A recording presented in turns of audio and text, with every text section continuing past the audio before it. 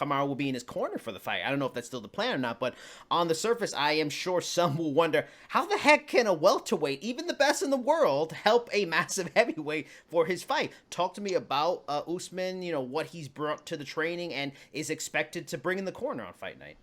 Well, I think people are overlooking the fact that, like, it's not Usman necessarily coming in to help out with the wrestling. I think people don't really understand that. Usman brings an element to the corner that is more along the lines of understanding what a championship fight looks like. He's been there before. He understands what fight week looks like.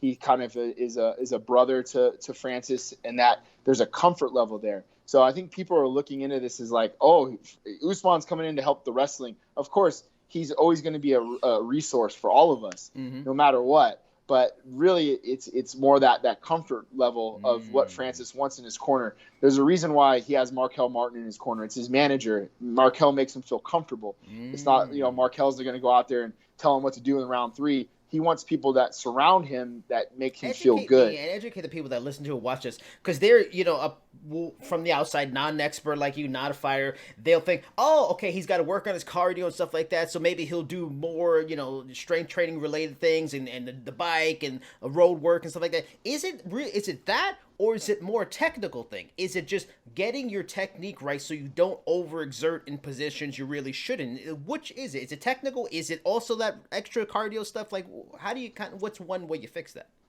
It's both, but to be honest with you, I think it's actually doing the spot that gets you in trouble.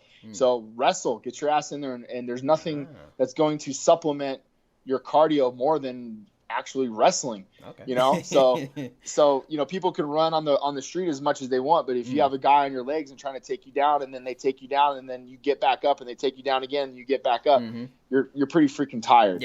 So that's to me the most important thing is, if you're going to train for a marathon or you're going to train to swim a long distance, you got to get your ass in the water and swim. Bond you seem to have with him. He's this one large built man in like a picture for what looks like a get together for your father's birthday. You've got these adorable pictures with him and your son looking like something out of the movie Iron Giant.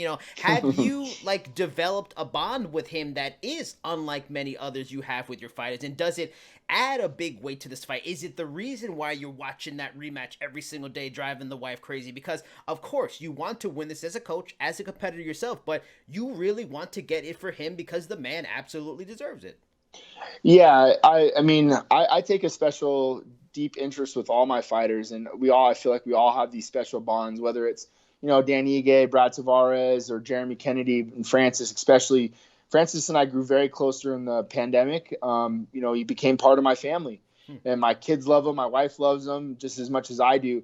But what's important for me, Jason, is that the time that I take away from my family, they're never going to get that time back. So it's important for them to understand who gets my time, right? And guys like Francis that get my time opposed to them, that they understand that what our dream is, what his dream is, and they also become important factors in his life as well. What do you guys have in common? What were you guys doing during the pandemic that bonded you? I must know. I'm dying to know.